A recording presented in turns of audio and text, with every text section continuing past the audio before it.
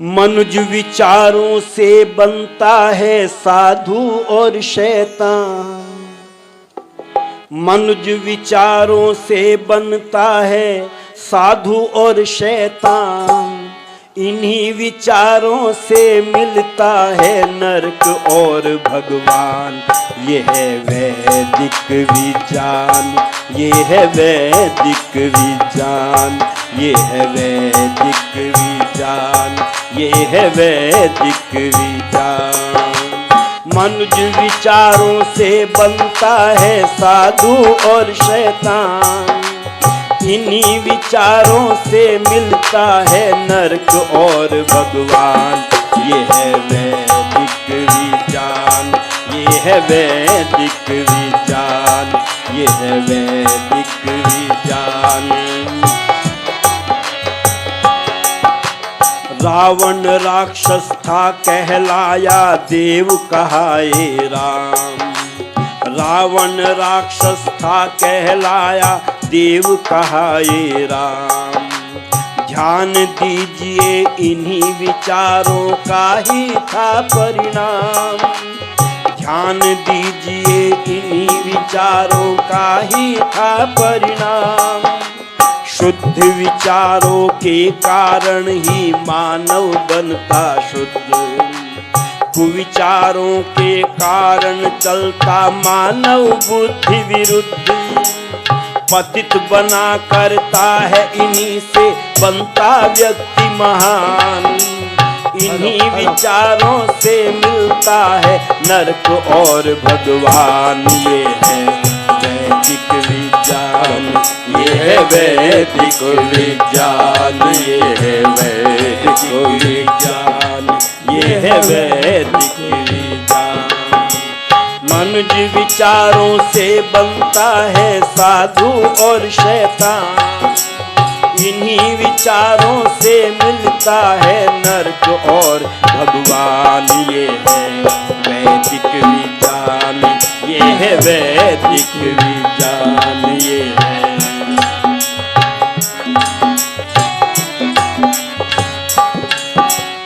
इनको विचारों के कारण बढ़ता है भ्रष्टाचार। इनको विचारों के कारण बढ़ता है भ्रष्टाचार।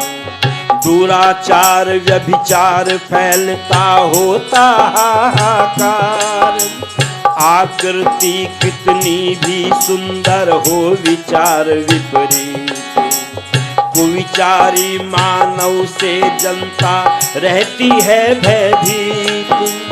ऐसों से तो कभी न होता यह जग स्वर्ग समान।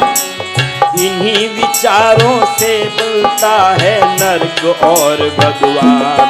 ये है वैदिक विज्ञान, ये है वैदिक विज्ञान, ये है वैदिक विज्ञान, ये है वैदिक विज्ञान। मनुष्य विचारों से बनता है साधु और शैतान। इन्हीं विचारों से मिलता है नरक और भगवान। ये है वैदिक विज्ञान, ये है वैदिक विज्ञान, ये है वैदिक विज्ञान, ये है वैदिक। प्रातः सायं सदा बैठकर शांत चित्त से आप। प्रातः सायं शांत चित्त से बैठ सदा तुम आप।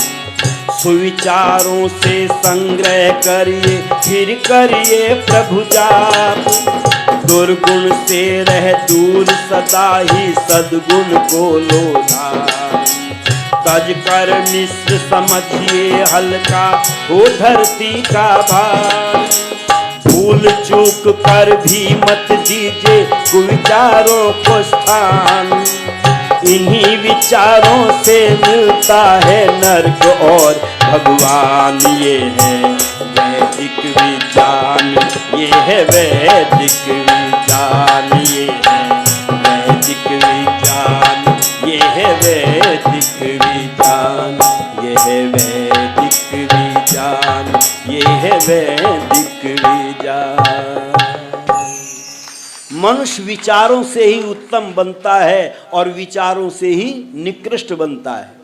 इसलिए मनुष्य के अंदर दो प्रकार के विचार पैदा होते हैं। एक विचार होते हैं स्वार्थ विचार और दूसरे विचार होते हैं परमार्थ विचार। अब आप कहेंगे इन दोनों में क्या अंतर है, ये विचार बनते कैसे हैं? तो ऋषियों ने कहा विचारों को उत्तम बनाने का साधन, पहला साधन है सत्संग और दूसरा साधन है स्वाध्याय। अच्छी पुस्तकों को हम पढ़ें और अच्छी बातों को सुनने का प्रयत्न करें। लेकिन वेद के अंदर एक मंत्र आता है, अंधन तम प्रविशन्ति ये संभूतिम उपासते ततो भूय इवते तमो यऊ संभूत्यांग्रता। और इसमें ऋषिदान जी महाराज इस मंत्र का अर्थ करते हुए लिखते हैं, व्यक्ति के अंदर यदि व्यक्तिवादी विचार आते हैं तो वह अंधकार को प्राप्त करता है, और यदि समाजवादी विचार आते हैं तो और भी अधिक अंधकार को प्राप्त करता है। तो आप कहेंगे फिर कौन से विचारों को प्राप्त करें? तो देखो, इन्हीं बातों को, वेद की बातों ने को लोगों ने सरल करके लिखा। सबसे पहले व्यक्तिवादी विचार किसको कहते हैं? जिसको आजकल लोग कहते हैं निजी जीवन। और निजी जीवन को अंग्रेजी में क्या कहते हैं? Personal life. ये शब्द आप सुन रखे होंगे, पर इनको जरा फिटिंग देखना। पर्सनल लाइफ वाले लोग क्या प्रार्थना करते हैं? हम जिए हमारी मस्ती में, चाहे आग लगे सब बस्ती में। हमें दुनिया से क्या लेना, खाओ पियो मौज लो। और अंग्रेजी में भी कहा eat drink and B Mary. पता चला ये कौन से विचार हैं? ये व्यक्तिवादी विचार हैं, निजी जीवन के विचार हैं, स्वार्थवादी विचार हैं। लेकिन ऐसे लोगों ने प्रार्थना करनी शुरू कर दी, साईं इतना दीजिए बैंकों में न समाए, साईं इतना दीजिए बैंकों में न समाए, और विदेशों में जमा करें जोड़ जोड़ मर जाएं। अच्छा बताओ, आजकल ये व्यक्तिवादी विचार ज़्यादा बढ़ रहे हैं या समाजवादी विचार बढ़ रहे हैं? आज व्यक्तिवादी विचारों में मनुष्य जी रहा है, और मानो इन्हीं विचारों को ध्यान में रखते हुए गीत लिखा है। आपने सुना होगा कि दुनिया का मजा ले लो, दुनिया तुम्हारी है, ये दुनिया तुम्हारी है। दुनिया का मजा ले लो, दुनिया तुम्हारी है, ये दुनिया तुम्हारी है। दुनिया का मजा ले लो, दुनिया तुम्हारी है, ये दुनिया तुम्हारी है। दुनिया को लात मारो, दुनिया सलाम करे, दुनिया सलाम करे। मुड़ मुड़ सलाम करे, झुक झुक सलाम करे, झुक झुक सलाम करे। कभी नमस्ते जी तो कभी राम राम करे। दुनिया के बाप हो तुम, दुनिया तुम्हारी है, ये दुनिया तुम्हारी है। दुनिया के मजा ले लो, दुनिया तुम्हारी है, ये दुनिया तुम्हारी है। दुनिया से डरोगे तो दुनिया डराएगी, ये दुनिया डराएगी। आंखें दिखाएगी ये रोब जमाएगी, ये रोब जमाएगी। हंसी उड़ाएगी, चैन न लेने देगी, जान जलाएगी, ये जान जलाएगी। तान के सीना चलो, दुनिया तुम्हारी है, ये दुनिया तुम्हारी है। दुनिया के मजे ले लो, दुनिया तुम्हारी है, ये दुनिया तुम्हारी है। जो केवल अकेले जीना चाहते हैं, अपने स्वार्थ में जीना चाहते हैं, इनको कहते हैं स्वार्थवादी विचार, निजी जीवन। पर दूसरा जीवन कौन सा है? सामाजिक जीवन। और सामाजिक जीवन किसको कहते हैं? कहते हैं सोशल लाइफ। दो नाम आपने सुने होंगे, पर्सनल लाइफ और सोशल लाइफ। आज का व्यक्ति कहता है मेरी पर्सनल लाइफ को मत देखो, मेरी सोशल लाइफ देखो, मैं समाज में कितना काम करता हूँ, पर नहीं, दोनों लाइफ को देखना पड़ेगा। और ऋषिदान जी महाराज ने इन बातों पर विचार किया, मानो इस वेद मंत्र पर चिंतन करके उन्होंने विचार किया कि एक सामाजिक जीवन भी जरूरी है और पर्सनल लाइफ भी जरूरी है। एक व्यक्ति समाज का काम तो बहुत करता है। हमसे भी लोग कहते हैं, अजी जो भजनोपदेशक होते हैं उनके बच्चे बिगड़ जाते हैं। क्यों बिगड़ जाते हैं? क्योंकि वो सामाजिक काम में तो लगे रहते हैं, घर का ध्यान नहीं देते, इसलिए उनका घर की परिस्थिति बिगड़ जाती है। और जो केवल घर का ध्यान रखते हैं उनका समाज में कोई सम्मान नहीं होता। तो ऋषि दानंद कहते हैं दोनों जीवन को साथ साथ जीने का प्रयत्न करना। और कैसे जीने का प्रयत्न करना? तो वेद कहता है इन दोनों जीवन को जीना। देखो, इतिहास को उठा करके देखना, दोनों जीवन मिलते हैं। जिस समय महाराज दशरथ के यहाँ पर कोई संतान नहीं थी तो उनके अंदर पर्सनल लाइफ जीने का विचार आया कि मेरे घर में संतान होनी चाहिए। और जाकर के महाराज कैकेयी राज से कहते हैं, मैं तुम्हारी पुत्री कैकेयी से विवाह करना चाहता हूँ। उन्होंने कहा, अगर पहली जो रानियां हैं तुम्हारी उनसे संतान हो गई तो क्या होगा? कहते नहीं, मैं तुम्हारी जो पुत्री होगी उसी से जो संतान होगी उसी को राजा बनाऊंगा। ये कौन सी लाइफ जीना चाहते हैं महाराज दशरथ? Personal life. अपने लिए प्रयत्न करते हैं मेरे घर में संतान हो जाए, पर संतान कैसे हुई? चारों को एक साथ हो गई। अब समस्या आ गई, किसको राजा बनाएं? तो सामाजिक नियम क्या था उस समय? उस समय सामाजिक नियम था, सबसे बड़ा जो बेटा होगा उसी को राजा बनाया जाए। और उस समय महाराज दशरथ कहते हैं, देखो मैंने कुछ भी वचन दिया हो लेकिन मैं सामाजिक जीवन से, सामाजिक नियमों से पीछे नहीं हटना चाहता। राम को युवराज बनाने की घोषणा की जाए। और राम को युवराज बनाने लगे। दोनों प्रकार का जीवन जीना। हम अपने लिए स्वार्थ के वशीभूत होकर के कुछ कह सकते हैं, लेकिन सामाजिक नियम में हम बंध करके कार्य करने का प्रयत्न करें। और यही देखो उपदेश दिया था योगी राज कृष्ण ने। जिस समय योगी राज कृष्ण संधि का प्रस्ताव लेकर के जाने लगे तो द्रौपदी ने आवाज लगाई, भैया ठहरो, तुम संधि प्रस्ताव लेकर के जा रहे हो पर मेरी एक बात सुन करके जाना। पूछा, तुम्हारी क्या बात सुनूं? कि देखो तुमने वचन दे दिया है, मैं संधि प्रस्ताव लेकर के जा रहा हूं, पर मैंने भी कुछ वचन दिया हुआ है, मैंने भी कुछ प्रतिज्ञा की हुई है। क्या प्रतिज्ञा की है? कि जा रहे हो तो जाओ ये सुन लो, जा रहे हो तो जाओ ये सुन लो, उन प्रतिज्ञाओं का ध्यान रखना। जा रहे हो तो जाओ ये सुन लो, उन प्रतिज्ञाओं का ध्यान रखना। इन खुले बालों को कृष्ण देखो, कृष्ण की तृष्णा का ध्यान रखना। जा रहे हो तो जाओ ये सुन लो, उन प्रतिज्ञाओं का ध्यान रखना। हे कृष्ण, मैंने एक प्रतिज्ञा की हुई है। और कौन सी प्रतिज्ञा की है? काल दुशासन का है बाल काले, न बंधेंगे बिना खून डाले। काल दुशासन का है बाल काले, न बंधेंगे बिना खून डाले।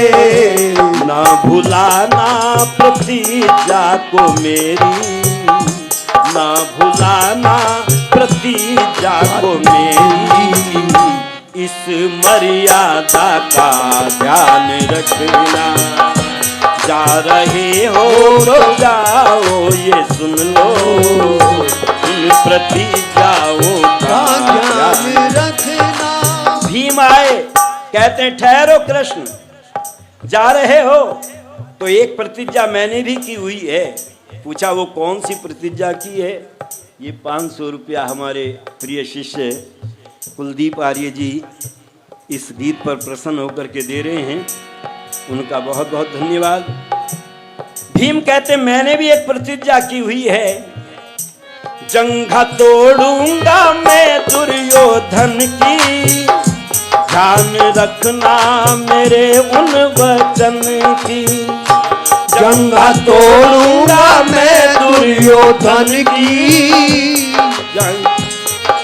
मेरे उन वचन की, प्राण देकर वचन को निभाना, प्राण देकर वचन को निभाना, शूरवीरों की ये शान रखना। जा रहे हो तो जाओ ये सुन लो, उन प्रतिज्ञाओं का ध्यान रखना। इतने में अर्जुन भी आ गए, कहते कृष्ण जा रहे हो, मैंने भी एक प्रतिज्ञा की हुई है और मेरी प्रतिज्ञा का भी ध्यान रखना है। तुमने क्या प्रतिज्ञा की है? मारूंगा मैं दुशासन को पहले, चाहे जाकर कहीं पर भी रह ले। मारूंगा मैं दुशासन को पहले, चाहे जाकर कहीं पर भी रह ले। देखना मेरे नहले पे दहले, देखना मेरे नहले पे दहले। इन बीमारियों का निदान रखना। जा रहे हो तो जाओ ये सुन लो, इन प्रतिज्ञाओं का ध्यान रखना। कृष्ण कहते हैं ठीक है, मुझे तुम्हारी प्रतिज्ञाओं का ध्यान है, पर याद रखना तुम्हारी जो प्रतिज्ञाएं हैं ये व्यक्तिगत हैं, और ध्यान रखना व्यक्तिगत प्रतिज्ञाओं से राष्ट्र बड़ा होता है, इसलिए राष्ट्र की चिंता करना। व्यक्तिगत है प्रतिज्ञा तुम्हारी, राष्ट्र की जिम्मेदारी हमारी। व्यक्तिगत है प्रतिज्ञा तुम्हारी, राष्ट्र की जिम्मेदारी हमारी। राष्ट्र खोकर प्रतिज्ञा निभाना, राष्ट्र खोकर प्रतिज्ञा निभाना। का ध्यान रखना, राष्ट्र खोकर प्रतिज्ञा निभाना। मूर्खता की ये पहचान रखना। जा रहे हो तो जाओ ये सुन लो, इन प्रतिज्ञाओं का ध्यान रखना। कृष्ण कहते हैं राष्ट्र के सामने व्यक्तिगत प्रतिज्ञा का कोई औचित्य नहीं होता। मैंने भी अपनी प्रतिज्ञा को तोड़ा। मैंने भी एक प्रतिज्ञा की थी, मैं कभी शस्त्र नहीं उठाऊंगा, पर जब राष्ट्र रक्षा की बात आई तो मैंने भी चक्र सुदर्शन को उठा लिया। मैंने अपनी प्रतिज्ञा को भंग कर दिया। इसलिए विद्वानों ने कहा, ऋषि दान जी महाराज ने मानो इन्हीं चीजों को ध्यान में रखते हुए आर्य समाज का नियम बनाया। कौन सा नियम? नियम तो आप हर रोज पढ़ते रहते हैं, पर कभी इनको वेद मंत्रों के साथ में जोड़ करके देखना, पता चल जाएगा ऋषि दयानंद जी महाराज ने कितना प्रयत्न किया, पुरुषार्थ किया इन नियमों को बनाने में। ऋषि दयानंद लिखते हैं, सब मनुष्यों को सामाजिक सर्वहितकारी नियम पालने में परतंत्र रहना चाहिए।